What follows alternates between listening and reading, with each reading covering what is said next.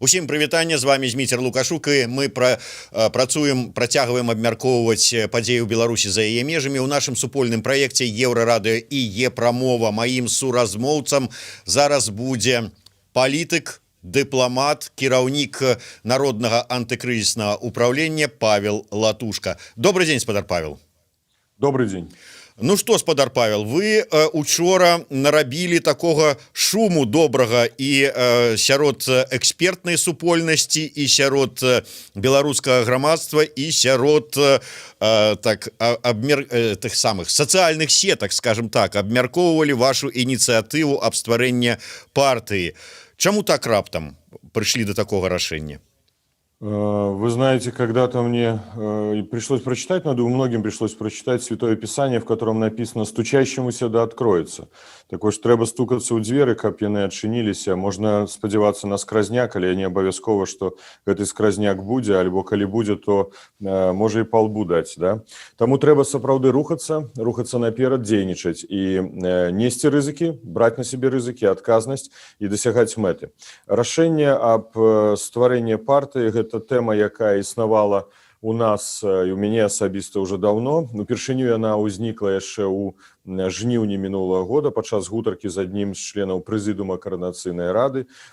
Пазней гэтая тэма, можа, трошкі заціхала, з'яўлялася зноў, напрыканцы снежня, на пачатку студзеня вярнулася. І вось якраз, можа, наступіў той момант, калі мы прынялі рашэнне аб'явіць аб планах стварэння палітычнай партыі. Не ідзе сёння размова аб тым, што гэтая партыя будзе зарэгістравана менавіта сёння, менавіта зараз.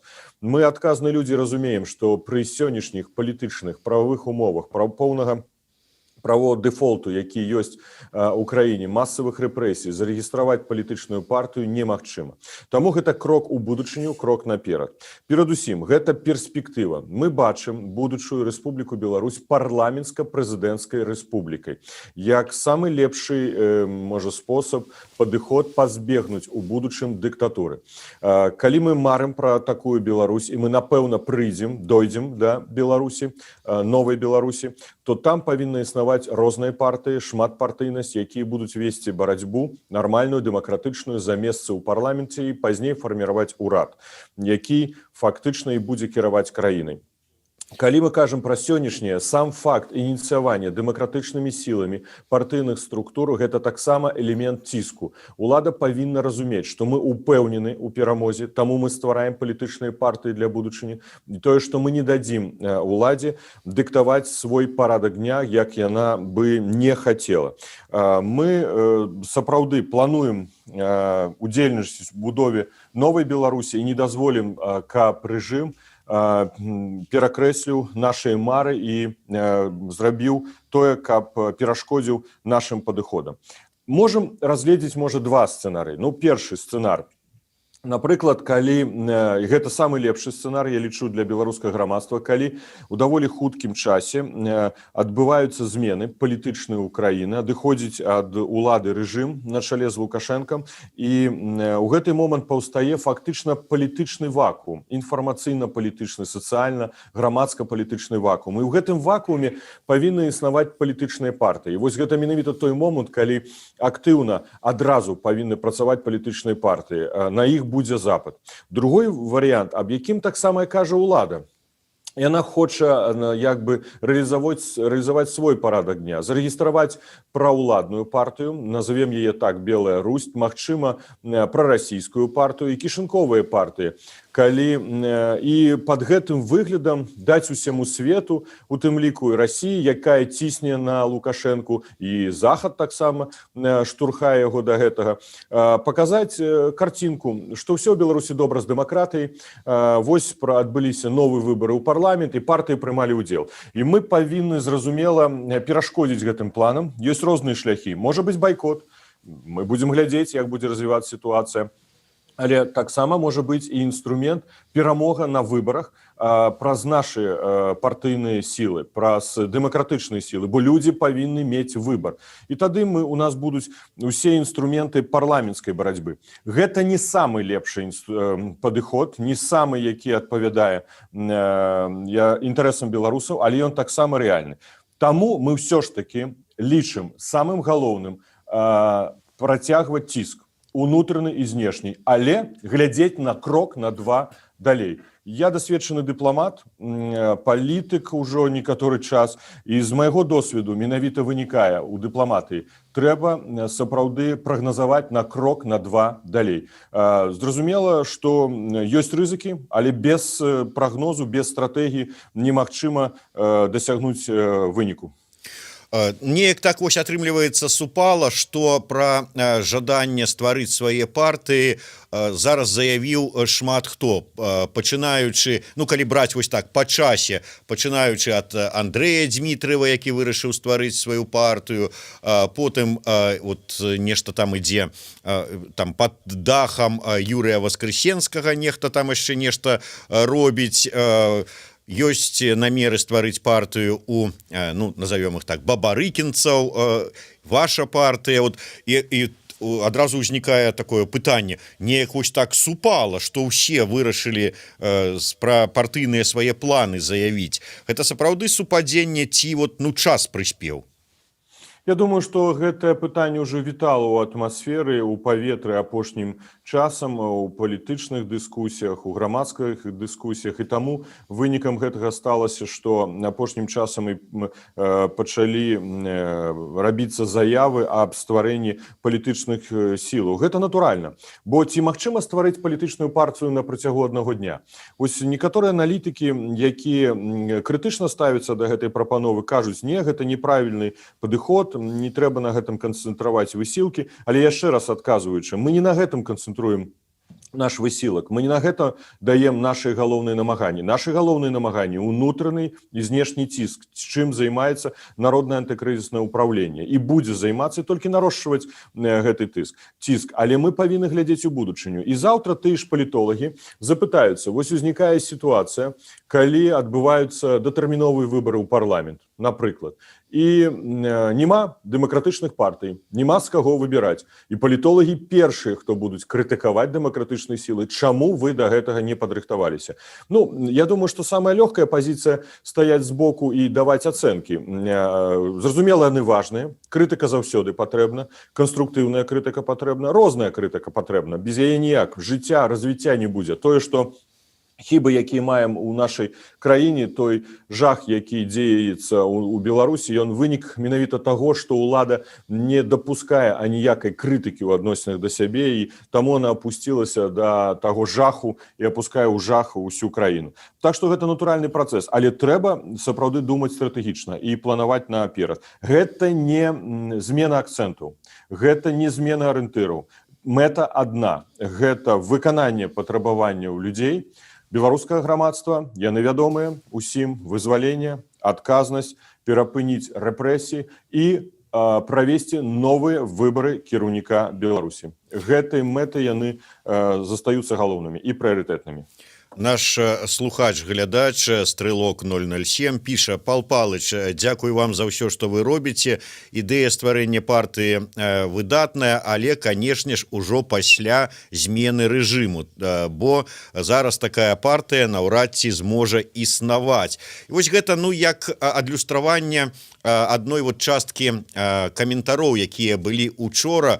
Дарэчы, вось нават такія абазнаныя людзі, да прыкладу, як Сергей Дубавец, зазначыў у сваім допісе, што, маўляў, ну, зараз грамадства аб'ядналася вакол адной ідэі перамогі, змены рэжыма і гэтак далей. А зараз пачынаюць іх расцягваць, вось гэтыя аб'яднаныя там у двары, там гарады, там вуліцы, па розных партыях. І, маўляў, вось гэта будзе ўсё працаваць на раз'яднанне аб'яднанага грамадства. Не, абсалютна не пагаджуся. Вось менавіта яшчэ раз прашу вельмі уважліва прачытаць мой пост на тэлеграме «Латушка». Там вельмі дакладна напісана, што мы плануем рэгістрацыю партый пасля таго, як будуць створаны адпаведныя палітычныя і прававыя умовы. Ці магчыма сёння уявіць, што кіраваць партый можна з турмы? Датычыцца Віктара Бабарыкі, аднаго з лідараў дэмакратычнага руху ў Беларусі, дзякуючы якому і пачаўся гэты весь пратэст. Ці магчыма мне, як асобе, якая мае 4 крымінальныя артыкулы, знаходзіцца за мяжой кіраваць партыяй? Не, абсалютна немагчыма. Таму мы будзем дабівацца змены палітычнай і прававой сітуацыі ў нашай краіне. Калі будзе вяршэнства закона, якое дазволіць нам зарэгістраваць партыю і легальна дзейнічаць у Беларусі. Але мы рыхтавацца павінны ўжо з зімы. Разумееце, ці з лета, як кажуць там, да, як прымаўка, по-рознаму можна глядзець. Мы павінны быць ужо падрыхтаваны. Фарміраванне самого актыва партыйнага, яна таксама дае нам магчымасць інструменту як бы сумеснага, супольнага, грамадскага дзеля таго, каб павялічваць прэсінг на гэтую ўладу. Зразумела, мы здаем сабе справаздачу, што сёння падаць спісы тых членаў, бо учора поступила шмат уже і смс-паведамленняў, і праз сацыяльныя сеткі просьбаў, як можна зарэгістравацца ў партыю, мы гатовы стаць членамі. Я ўдзячны ўсім тым, хто адгукнуўся на гэта. Гэта вельмі важныя словы. Шмат пісалася аб гэтым у прэсы, таксама і сродкаў масавай інфармацыі ўдзячны за гэта. Але сёння падаць у публічнасць інфармацыю асобы, прозвішчы, адрасы, гэта небяспечна. І мы гэтага рабіць не будзем. Таму у нас будзе інтэрнэт-платформа, бяспечная, якая дазволіць нам бяспечна сфарміраваць актыў будучай партыі. А ўжо сама рэгістрацыя будзе ў той сітуацыі, калі зменіцца ў Беларусі палітычная правая сістэма, альбо ўсё ж такі будуць больш-менш бяспечныя магчымасці рэгістрацыі партыі. Мы павінны быць падрыхтаваны. Зразумейце, але дабіцца гэтага увогуле, можете сабе ўявіць, што сёння Лукашенко дае згоду на рэгістрацыю партыі Бабарыкі ці Латушкі? Я не магу. Таму трэба ціснуць, толькі ціскам на яго, на сістэму, на уладу, праз розныя інструменты, унутраныя і знешнія, мы можам гэтага дабіцца. Дарэчы, вось пра арганізацыю партыйных структур. С аднаго боку, да, вось вы правильно заўважылі, што той же самы Віктар Бабарыка знаходіцца за кратамі і, безумоўна, неяк арганізоўваць партыйную будаўніцтва ён не можа, але ў яго ёсць, так бы мовіць, партыйны твар Максім Багрыцоў, які гэтым можа зараз займацца. У вашым выпадку як? Вось, да прыкладу, наш слухач, выдатны музыка Андрей Козлоўскі, от, правду кажуць, не можа быць музыка па-за палітыкай. Козлоўскі гэта вядомы кампазітар быў, гістарычны беларускі кампазітар, так што прозвішча такое вельмі вядомае і ў мінулым, і ў сённяшнім. Да. Так вось Андрей Козлоўскі піша: ці не можа голас узяць на сябе віртуальную арганізацыю партыйных структур? З аднаго боку так, а з другога, у вас нейкі вот з-за таго, што вы знаходзіцеся вымушана зараз за мяжой, будзе тут нейкі вось партыйны твар тут на Беларусі?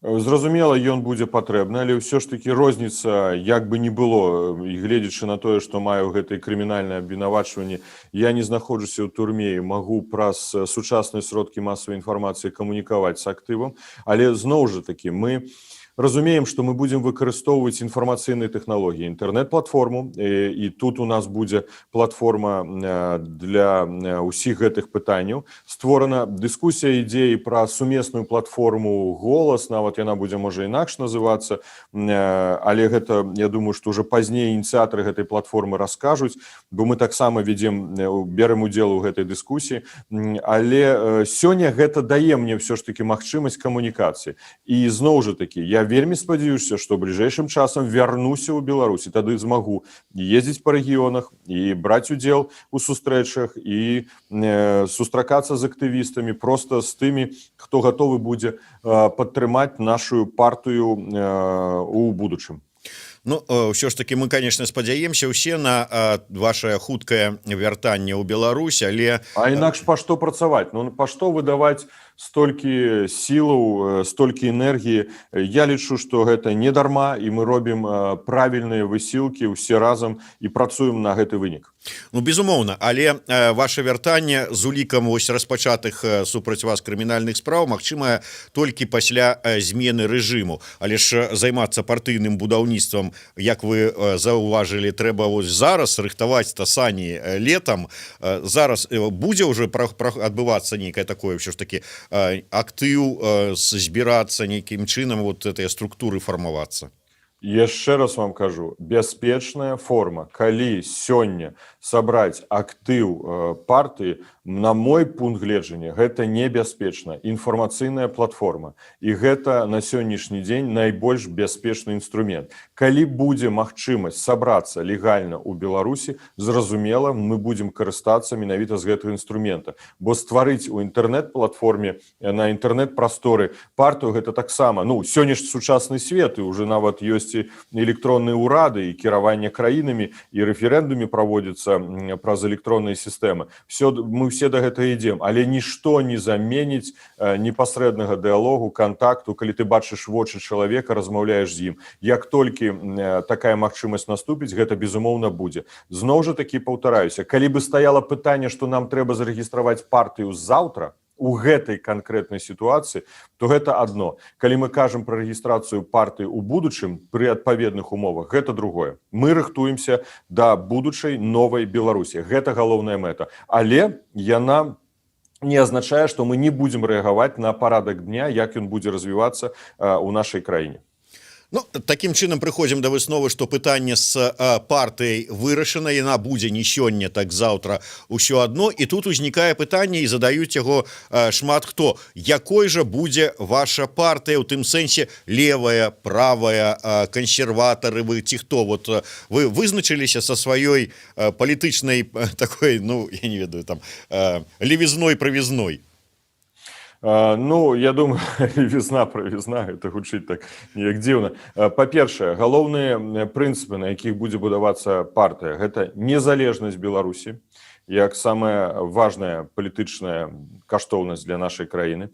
Гэта правы чалавека, што з'яўляецца падставай для незалежнасці. Нельга ўявіць сабе незалежную дзяржаву, у якой людзі не маюць базавых правоў. І гэта верхавенства закона. Гэта той правы дэфолт, які маем мы сёння, і мы павінны вярнуцца ў сітуацыю, альбо наадварот нават пабудаваць сітуацыю ў краіне, калі наверху будзе стаяць закон. Што тычыцца праграмы партыі, яна будзе апублікавана бліжэйшым часам. Давайте пачакаем. Але наколькі ваше рашэнне стала нечаканым для вашых калег, партнёраў па каардынацыйнай радзе, там па супрацы са штабам Ціханаўскай і гэтак далей. Гэта ваша асабістае рашэнне, ці яно прымалася ўсё ж такі неяк так параіўшыся з усімі астатнімі? Я не думаю, што яно было так уж нечаканым, я не аднёс такое ўражанне, што калегі успрынялі гэта як нейкую неспадзянку. Зразумела, трошкі, можа, загадзя, можа, не зусім так, уже за некалькі дзёнаў мы паінфармавалі аб гэтых планах. Што тычыцца каманды Народнага антыкрызіснага ўпраўлення, у нас адбываліся дыскусіі раней, пазней была сустрэча агульная з складам Народнага антыкрызіснага ўпраўлення. Мы сёння не ставім пытання, каб члены НАО сталі членамі партыі, бо так пытанне зноў жа такі не стаіць. Для нас галоўным будзе гэта 90-95% працы працягваць менавіта ў рамках Народнага антыкрызіснага ўпраўлення і працаваць па тых накірунках, які мы акрэслілі падчас стварэння антыкрызіснага ўпраўлення і ў плане вызвалення Беларусі на вясну 2021. Просто я таксама бачыў розныя каментары з нагоды таго, што вось яны і раней нібыта кожны пайшлі сваім шляхам, не было нейкай такой агульнай каардынацыі у таго ж там штаба Ціханаўскай, у Латушкі, у каардынацыйнай рады, кожны там, як это пісалі, там коўдру на сябе цягнуў, а зараз канчаткова, зараз пра партыю заявіў, значыць, канчаткова пойдзе сваім шляхам. Ёсць падставы так меркаваць людзям? Не, абсалютна, трэба абвяргаць гэта, і я абвяргаю гэта адназначна, таму што ў нас ёсць агульныя мэты: выканаць патрабаванні людзей, дасягнуць новых дэмакратычных выбараў. Мы маем і сумесныя чаты, штаб НАУ, координацыйны совет, штаб ЦИПКАЛа, і таксама штаб Бабарыка. Гэта сумесная камунікацыя штодзённая. Мы адбываюцца зумы кожны тыдзень. Вось зараз, як я сказаў, ідзе паседжанне каардынацыйнага савета, з якога вы мяне выцягнулі на прамы эфір. Сустрэча якраз такі са Светланай Ціхановскай і з штабам Светланы Ціхановскай. Так што гэтая камунікацыя працягваецца. Так, заўсёды, як у сям'і, як у розных працэсах дэмакратычных, ёсць розныя падыходы, ацэнкі. Гэта натуральная справа. Давайте, можа, перапынем на гэтым дыскусіі, бо не бывае ідэальных сітуацый, калі ўсе зусім згодныя. Мы маем такі прыклад ужо у Беларусі. Усе пагаджаліся з адным альбо маўчалі, не выказвалі свае меркаванні. Галоўнае, што ў нас ёсць? У нас ёсць агульныя мэты, і мы ідзем да гэтых мэтам, аб'ядноўваючы нашы ініцыятывы, канкрэтныя праекты. З другога боку, кожны робіць шмат і сваіх ініцыятыў, якія не супярэчаць агульнай стратэгіі. Гэта самае галоўнае. Мы аб'яднаныя стратэгіі. Калі казаць пра бліжэйшыя сумесныя ініцыятывы, можа быць, ёсць што, чым пахваліцца, што, можа быць, анансаваць, што сумесным зараз робяць і прапануюць бліжэйшым часам беларусам НАУ, штаб Ціхановскай, штаб Бабарыкі, можа быць, Цыпкала далучыцца? Зразумела, што я магу казаць перадусім пра антыкрызіснае ўпраўленне, і мы займаемся галоўным гэта павелічэннем ціска ўнутранага і знешняга. Калі мы кажам пра менавіта маштабіраванне гэтага ціска, гэта прамыя санкцыі. Мы ведаем пра той тэрмін, які паставілі Злучаныя Штаты Амерыкі нелегітымнаму рэжыму да 26 красавіка вызваліць усіх палітычных зняволеных і перапыніць палітычныя рэпрэсіі. Калі гэтага не адбудзецца, то будуць уведзены эканамічныя санкцыі ў адносінах да 9 прадпрыемстваў нафтахімічнай сферы. Так што гэта не пакаранне, гэта не пагроза, гэта прапанова. Перапыніце здзекавацца над людзьмі, вызваліце палітзняволеных, перапыніце гвалт у турмах і увогуле гвалт да людзей. Рыхтуецца 4-й пакет санкцый Еўрапейскага Саюза.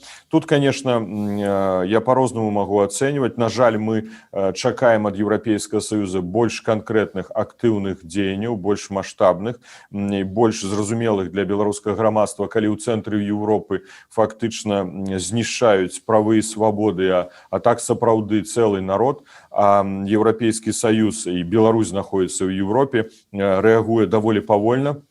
Але 4-й пакет рыхтуецца. У меня былі камунікацыі з прадстаўнікамі Еўрапейскага Саюза на гэтым тыдні, на мінулым тыдні вельмі актыўныя, так што будзе пашыраны персанальны склад санкцый і таксама разглядаецца эканамічны пакет санкцый. Што да эканамічнага пакета санкцый, тут ёсць дыскусіі ў рамках Еўрапейскага Саюза. Паглядзім, пабачым, якое рашэнне яны прымуць, але я думаю, прымуць, але мне падаецца, што Еўрапейскі Саюз праходзіць тэст, таксама як структура, моцная міжнародная структура, на тое, ці яна ў стане выкарыстаць той інструментарый, які мае дзеля таго, каб перапыніць рэпрэсіі ў цэнтры Еўропы. Ускосныя санкцыі. Гэта наш накірунак антыкрызіснага ўпраўлення, нашы планы перамогі на вясну. Гэта закрыццё карэспандэнцкіх рахункаў у дзяржаўных банках, і мы у тых банках, у якіх падсілкоўваецца сілавы апарат, і мы звярнуліся да Цітибанка, Райфайзенбанка, Крэдит Суіс, Дойче банка з такімі прапановамі. З некаторымі з іх мы знаходзімся ў камунікацыі. Інвестфонды мы ведаем. Мы працягваем гэтую працу, адбыліся пікеты, я удзячны беларускай дыаспоры, якая вельмі актыўна нам дапамагае. Гэта выключная з'ява ў нашым руху беларусы замежжа. Каля лонданскай фондавай біржы адбыўся пікет. Мы чакаем адказ ад страхавого фонда, інвестыцыйнага фонда Альянс нямецкага. Там таксама адбыўся пікет з дыаспорай. Сродкі масавай інфармацыі Люксембурга, Германіі пачалі таксама абмяркоўваць тэматыку беларускіх еўрабондаў. Все гэта дае нам падставы казаць пра тое, што па-першае, абнізіліся кошты беларускіх бондаў, па-другое, у Мінфіна Беларусі ўжо не будзе магчымасці размясціць гэтыя бонды на еўрапейскіх рынках, таму яны шукаюць адзіны ратунак на маскоўскай біржы. Тут мы таксама камунікуем, але справа больш складаная. Еўрапейскі банк рэканструкцыі і развіцця. Я учора атрымаў адказ ад дзяржаўнага сакратара, генеральнага сакратара Еўрапейскага банка рэканструкцыі і развіцця, у якім ён пацвердзіў, што ЕБРР не мае намераў падтрымліваць дзяржаўныя інвестыцыйныя праекты ў Беларусі з улікам той складанай сітуацыі з правамі чалавека, якая ёсць у нашай краіны. Будзе падтрымка толькі прыватным кампаніям. І гэта таксама вельмі важны сігнал да ўлады. Перамовы з Ярай, складаная тэма, але падаецца вельмі важная. Мы накіравалі лісты і міністру сельскай гаспадаркі і гандлю Нарвегіі, у кіруючую палітычную партыю Нарвегіі, у тым ліку пасольства Нарвегіі у краінах Европы. Дыаспара да гэта вельмі актыўна далучаецца.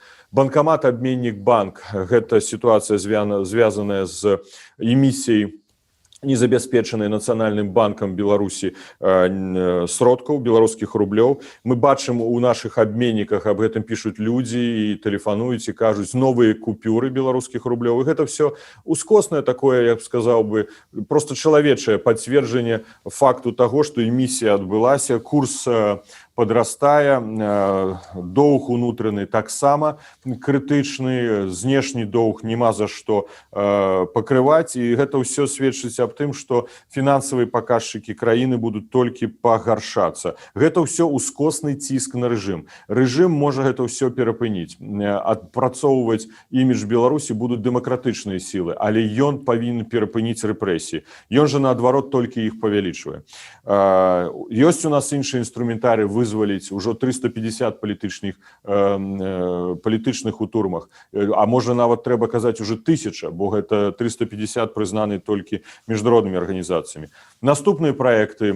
Я кажу таксама пра гэтыя праекты, што шмат у якіх нам дапамагаюць розныя фонды. Мы заўсёды супрацоўнічаем. Фонд спартыўнай салідарнасці, фонд культурнай салідарнасці. Это пачынаюцца з чэмпіяната свету па хакею. Зараз славянскі базар. Накіраваў лісты міністру культуры Украіны. Мы бачым, як адмаўляюцца украінскія артысты. Тут сумесная праца з дыаспорай. Чэмпіянат Европы па веласпорту. Канцэпцыя рэабілітацыі. Гэта праект на будучыню, калі у першыя гадзіны пасля нашай перамогі нам трэба будзе хутка вызваліць на праўных падставах усіх палітычных зняволеных у турмах. І мы апрацавалі гэтую канцэпцыю з 94 до 2021 год у адносінах да ўсіх рэпрэсіраваных, і пазней будуць прымацца адпаведныя заканадаўчыя акты. У нас уже ёсць нават фактычны алгарытм, як гэта можна зрабіць на працягу адной альбо некалькі гадзінаў у першы дзень. Міжнародныя арганізацыі, сусветная арганізацыя аховы здароўя, міжнародная арганізацыя працы, Чырвоны крыж. З усімі мы працуем і хочам дасягнуць, каб яны далі адпаведную ацэнку той сітуацыі, якая ёсць у Беларусі. Фактычна, вось мы павінны гаварыць пра другі беларускі Чарнобыль напярэдадні гадавіны чарнобыльскай аварыі. Другі беларускі Чарнобыль — гэта ковід. Адзіная краіна ў Европе, якая засекрэціла даныя смерцяў у вынікаў з харобы. Гэта праблема, гэта велізарная праблема. Тое, што хлусіць рэжым, тое, што не дае людзям гэту інфармацыю. А інфармацыя жахлівая. Шанс для народных пасольстваў. Дзякую, Владимир Владимирович Макей, міністр замежных спраў. Закрываючы пасольствы за мяжою, мы будзем развіваць наш праект «Народныя пасольствы на Беларусі». Праца з дзяржаўнымі чыноўнікамі, з сумеснай ініцыятывай «Честныя людзі». Магу працягваць і працягваць. Так што гэта ўсё інструментарый ціска. І зразумела, вуліца. Гэта асобна. Гэта самае галоўнае, это наш унутраны пратэст. Давайте вуліцу закранем крыху пазней. Зараз вось пытанне задае наш глядач. На ваш погляд, які шанец на ўключэнне Беларусь-Калія ў санкцыйны спіс ЗША, калі ЗША, дакладней Дзярждэпартамент, дасць адказ? Была гэтая дыскусія, была размова. На жаль, я не ўпаўнаважаны расказваць пра гэту дыскусію, бо прынцып яе правядзення меў характар канфідэнцыйны і было згода ўсіх бакоў, што эта інфармацыя не падаецца ў публічнасць. Мы працягваем працаваць на накірунку Яра, нарвежскай кампаніі, таму што мы лічым, што ў адпаведнасці з кодэксам аб этыцы гэтай кампаніі яна не мае права сёння ажыццяўляць гандлёва-эканамічныя адносіны з Беларусь-Каліем, з беларускай калійнай кампаніяй у сувязі з тым, што гвалт ажыццяўляецца ў адносінах да працаўнікоў гэтага прадпрыемства. Я ведаю, што Стачком таксама напісаў адпаведны ліст. У нас быў зум з прадстаўнікамі Стачкома. На жаль, факты рэпрэсій маюць месца і толькі працягваюцца. Так што мы выкарыстоўваем інструменты, як непасрэдна інфармаваць камітэту страйкаваму тэму пра гэтую сітуацыю, так і міжнародныя механізмы ўплыву, і будзем іх толькі нарошчваць. Зразумела, вельмі часта, на жаль, у нашым сучасным свеце грошы, бізнес перамагаюць правы чалавека. Але я скажу так, асабіста я не перапынюся і буду гэты ціск працягваць, і каманда Народнага антыкрызіснага ўпраўлення на гэта накіравана. Яшчэ пытанне задам, бо сапраўды важнае. Пытаюцца, вы ўзгадалі там той же самы фонд спартовай салідарнасці, з'яўляецца штодня інфармацыя пра звольненых настаўнікаў, звольненых дактароў за сваю пазіцыю, ці там просто за допіс які-небудзь у сацыяльных сетках. І чалавек пытаецца, ці плануецца аналаг фонда спартовай салідарнасці ў вышэйшай адукацыі, бо рэпрэсіі ў ВНУ ідуць, але іх не так бачна, бо адлічэнні і звальненні ідуць не масава, а паступова. Ну, па-першае, мы інфармавалі міжнародныя структуры і балонскі працэс, арганізацыю, якая адказвае за балонскі працэс, пра той гвалт і рэпрэсіі, якія ажыццяўляюцца ў адносінах студэнтаў і выкладчыкаў вышэйшых навучальных установаў. Мы ініцыявалі прапанову перед Еўрапейскім Саюзам об унясенні санкцыйны спісак рэктараў ВНУ Беларусі, дзе адбываюцца рэпрэсіі, калі выклікаліся міліцыя у будынкі ВНУ. Так што спадзяемся, Еўрапейскі Саюз гэта падтрымае, яны трапяць у гэты спісак, яны павінны адказваць за свае незаконныя дзеянні у адносінах да беларускай моладзі, студэнцтва. Што тычыцца фонда салідарнасці, я думаю, што тут, можа, трэба пагаварыць з Наталіяй Дулінай, якая з'яўляецца членам каардынацыйнага савета. Яна можа даць вам больш шырокую інфармацыю. Я ведаю, што і ў штабе, офісе Светланы Ціхановскай таксама ёсць адказная асоба. НАУ такі фонд не плануе ствараць. Пакуль у нас няма ў парадку дня. Вы ўзгадалі вуліцу як важны элемент ціску на рэжым. Усё ж такі, як вам бачыцца, асабліва пасля 25 сакавіка, тое, як прайшоў дзень волі, як вам бачыцца такая пратэстная вясна сёлета ў Беларусі? Ну, давайте поглядим на 25 сакавіка. Ну, я думаю, что все мы были з вами узрушены, калі побачили столькі феерверкаў і салюта над Мінскам. Гэта сапраўднае было свята вечарам 24-го, вечарам 25-го. Гэты гудкі аўтамабіляў. Зразумела, што былі рэпрэсіі. На жаль, гэта рэальнасць сённяшняга нашага дня. І я, як палітык, несу за гэта адказнасць. Я разумею, разлічваць мне будуць людзі, калі гэта адбываецца ў Беларусі. Яны маюць поўную права крытыкаваць і казаць мне на неслушныя прапановы ці крокі.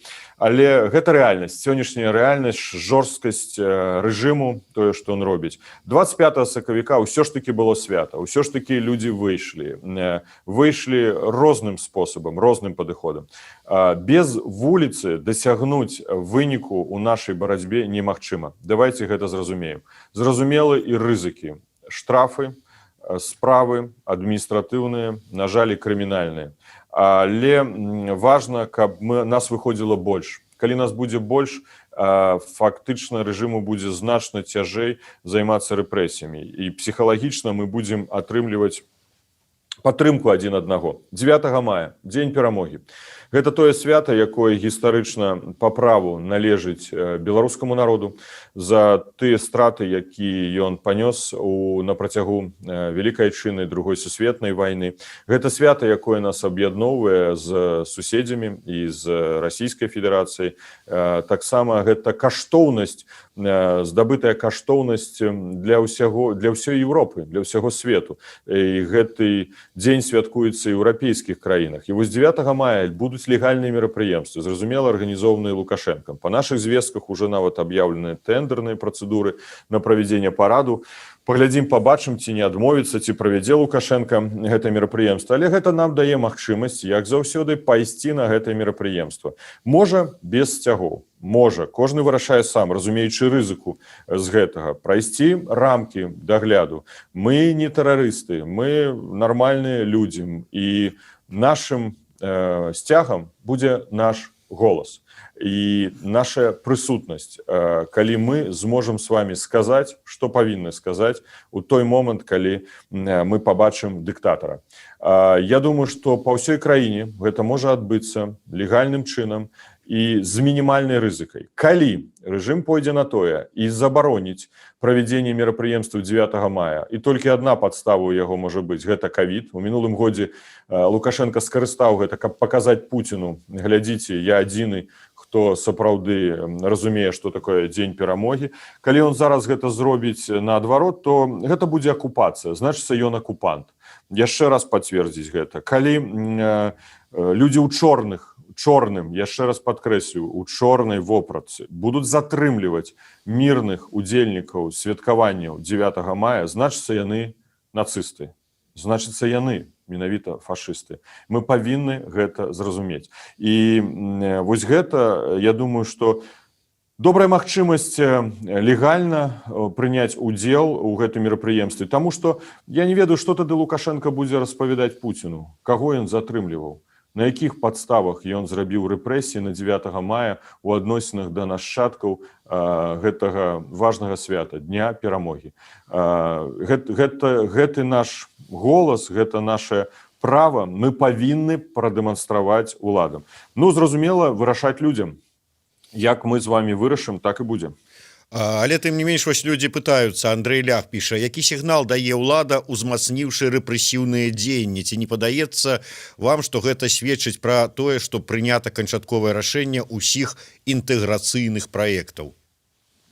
Я думаю, што вось гэта праблема, якую мы маем, гэта рэальная праблема, тое, што Лукашенко не інфармуе беларускі народ і разам з Пуціным пра тыя дамоўленасці, якія дасягаюцца у рамках так званых дарожных картаў, мапаў. Гэта велізарная праблема. Фактычна мы кажам пра сакрэтныя дамоўленасці, здзелкі за спіной беларускага і таксама і расійскага народу.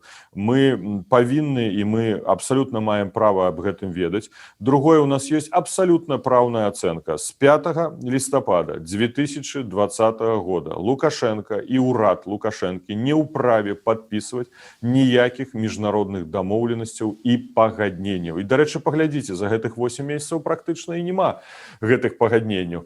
Таму што яны не будуць прызнаныя новым урадам Беларусі. Яны будуць прызнаныя юрыдычна беспадстаўнымі, нічтожнымі і не будуць выконвацца урадам. Калі хтосьці хоча зарызыкаваць, укласці ў гэта сродкі, сілы, намаганні, калі ласка, запрашаем, але мы не прызнаем гэта ніколі. Калі мы даведаемся пра тое, што там будзе напісана, конечно, гэта будзе наше права пратэсту. Ну і на заканчэннях ўсё ж таки не магу не задаць пытанне ад сайт-нота. Ён піша: няўжо не відавочна, што санкцыі ЕС не прыносяць абсалютна ніякага выніку, асабліва персанальныя. Ну вось з аднаго боку такое меркаванне ёсць, з другого боку мы ўсе там бачым, пра што даводзіць нам дзяржаўная прапаганда, што, маўляў, вы тут, настойваючы на гэтых санкцыях, працуеце на тое, каб збяднеў беларускі народ. Ну, куды не атрымліваецца, не паглядзі, санкцыі дрэнна. Ну, па-першае, санкцыі не прыносяць выніку, бо іх няма. Вось давайте гэта зразумеем. Іх рэальна няма. Гэта ўсё укус камара. Гэта не выкарыстаны яшчэ інструментарый ціска на ўладу.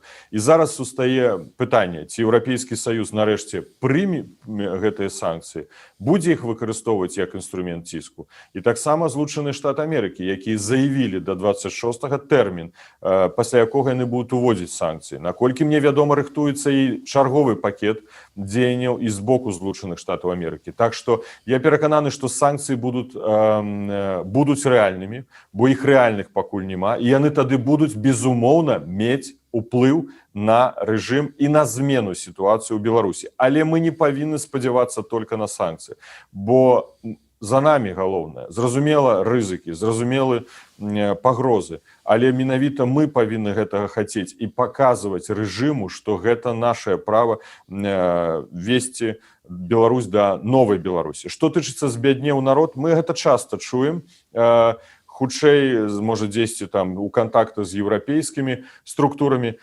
але У меня была дыскусія з адным заходнім дыпламатам, і ён кажа таксама пра гэта. Я кажу: добра, вось ты больш за 20 гадоў у дыпламатыі, я працаваў больш за 20 гадоў у дыпламатыі. Ёсць інструментарый у беларусаў, калі няма права ў краіне, калі поўны прававы дэфолт, абараніць свае правы немагчыма, калі рэжым прымае такія заканадаўчыя акты, калі ўжо да дзіцяці у белай чапачцы і у курцы чырвонай чапляюцца супрацоўнікі ўнутраных войскаў, што яна неправільна апранутая. Ці ёсць магчымасць у беларусаў дасягнуць сваіх правоў? Ну, апрача пратэсту, за якой ён будзе зноў пакараны, за якой ён зноў пойдзе ў турмы, дзе будуць гвалціць беларусаў у гэтых турмаў. І ведаеце, што ён мне адказаў? Нічога. Была паўза, цішыня. Таму мы павінны зразумець, што санкцыі павінны быць хуткія, канкрэтныя, мэтанакіраваныя і непрацяглыя. Бо толькі такімі санкцыямі мы зможам дапамагчы беларусам, мы разам зможам тады дасягнуць той мэты, якая ёсць. Бо ўсё ж такі перадумова, гэта мы самі з вамі. Вось тады перапыніцца, а прапаганда гэта будзе выкарыстоўваць. Ёсць факт фальсіфікацыі выбараў, ёсць факт гвалт, рэпрэсіі, ёсць факт змена заканадаўства, яшчэ большыя рэпрэсіі. А прапаганда, конечно, яна не ведае пра гэтыя факты, робіць выгляд, што не ведае, не чуе пра гэтыя факты, а ўключае савецкую машыну, што вось нас тут караюць, падвойныя стандарты і гэтак далей. Колькі людзей у турмах, колькі рэпрэсій. Гэта дакладна ведае і Макей, гэта дакладна ведае Лукашенко. А прапаганду слухаць, ну, я думаю, што ну тады мы будзем жыць як рабы. Я прапаную ўсё ж такі быць вольнымі беларусамі і бароцца, весці барацьбу за сваю свабоду, выкарыстоўваючы ўсе інструменты, якія мы з вамі маем. Дзякуй вялікім. Ну, распачалі партыяй і закончым партыяй. Назва-то ёсць ужо? Пачакаем. Дзякуй вялікі. Ну што ж, пачакаем і партыі, і назвы. Ну, партыя не называецца «Пачакаем». Партыя – гэта, значыцца, рух, гэта мэта, гэта дасягненне гэтай мэты. А то хтосьці падумае, партыя, пачакаем. Пачакаем на назву. Да, пачакаем на назву. Таксама добрая назва. Дзякуй вялікі. Павел Латушка, Зміцер Лукашук у сумесным праекце Еўрарадыё і Е-прамовы.